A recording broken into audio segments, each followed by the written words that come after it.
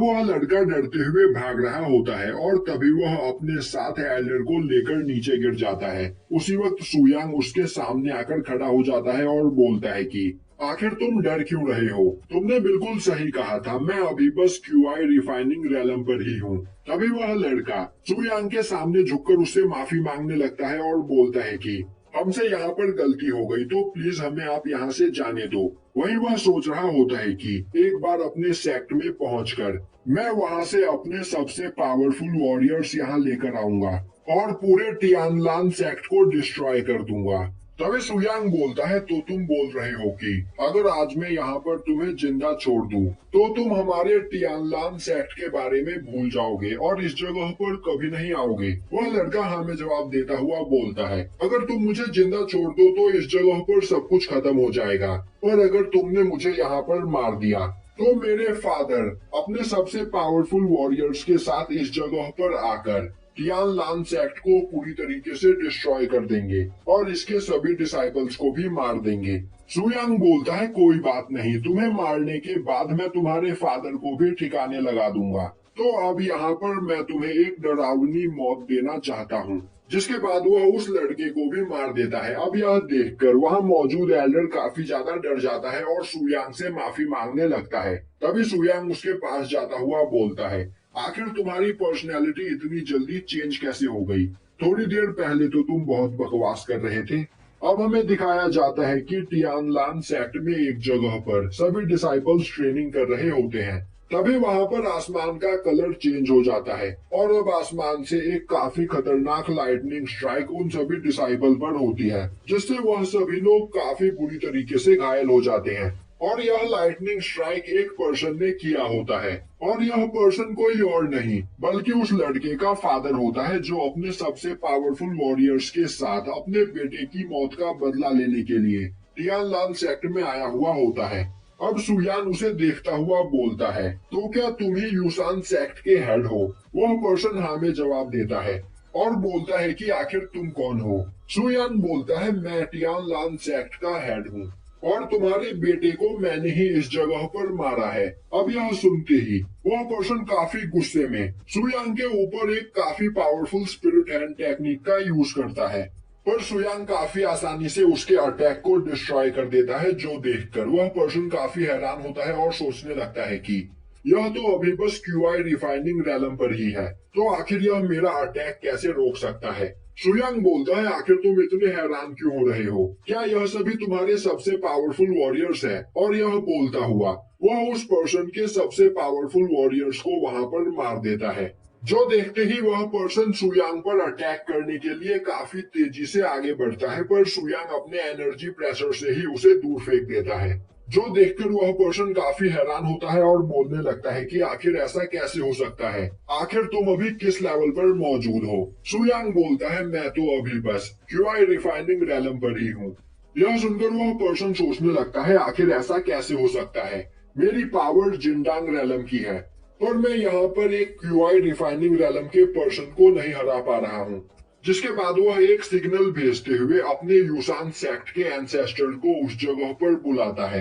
अब वह एंसेस्टर उस जगह पर आकर गुस्से में बोलता है, आखिर किसकी हिम्मत हुई मेरे यूसान सेक्ट के लोगों को परेशान करने की? तभी वह सुयांग को देखता हुआ बोलता है, मेरे दोस्त, मुझे नहीं पता कि आखिर इस जगह पर क्या हुआ है, पर अगर तुम चाहो तो हम इस जगह पर बैठकर बात कर सकते हैं। और यह बात तो तुम्हें भी पता होगी कि तुमने हमारा जो नुकसान किया है उसकी तुम्हें भरपाई करनी होगी।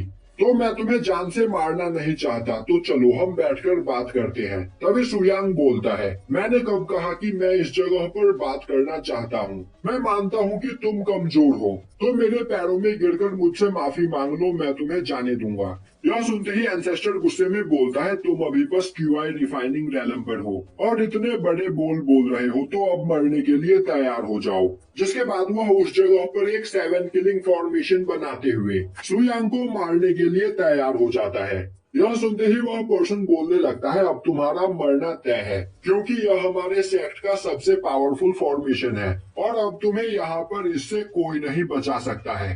तभी अपने स्वॉर्ड से अटैक करके सुयांग उस पर्सन को मार देता है अब वो है एंसेस्टर सुयांग के हाथ में मौजूद स्वॉर्ड को देखकर काफी ज्यादा परेशान हो जाता है, क्योंकि वह स्वॉर्ड एक डिवाइन ट्रेजर से भी ज्यादा पावरफुल होता है और आज से 10,000 साल पहले ही इस तरह के सभी वेपन्स इस वर्ल्ड से गायब हो गए। वहीं खड़ा सुयांग अपने स्वॉर्ड को देख रहा होता है, जो देखकर एंसेस्टर सोचने लगता है यह स्वॉर्ड डिवाइन ट्रेजर से भी ज्यादा खतरनाक है, तो आखिर एक क्यूआई रिफाइनिंग रेलम का पर्सन इस स्वॉर्ड का यूज कैसे कर पा रहा है।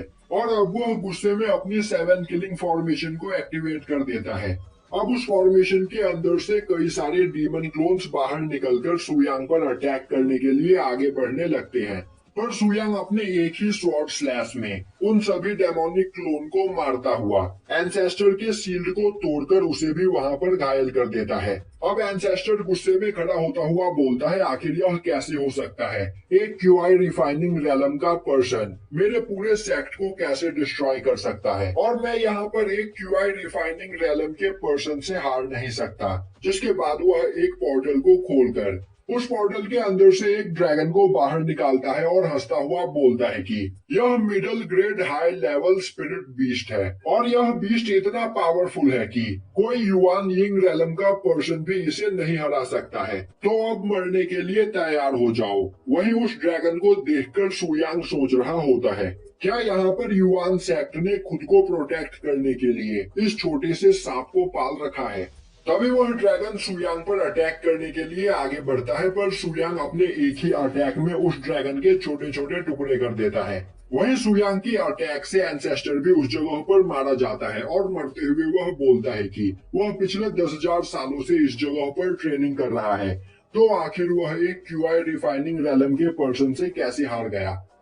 वहीं खड़ा सुयांग सोच रहा होता है यह ड्रैगन देखने में तो अच्छा लग रहा है, तो क्या मुझे इसे पकाकर खाना चाहिए। तभी उस जगह पर वह लड़की भागते हुए आती है और बोलती है कि सीनियर, मैं हमारी मदद के लिए यहाँ पर लोगों को लेकर आई हूँ। और अब वह उस जगह की हालत देखकर काफी ज्यादा हैरान होती है। वहीं सुयांग बोल रहा होता है मेरे यहाँ से जाने से पहले मेरा सेक्ट दुनिया का सबसे पावरफुल सेक्ट हुआ करता था, पर अब इसकी यह हालत हो गई है। कोई बात नहीं, मैं सुयांग अपने इस सेक्ट को दोबारा से दुनिया का नंबर 1 सेक्ट बनाऊंगा।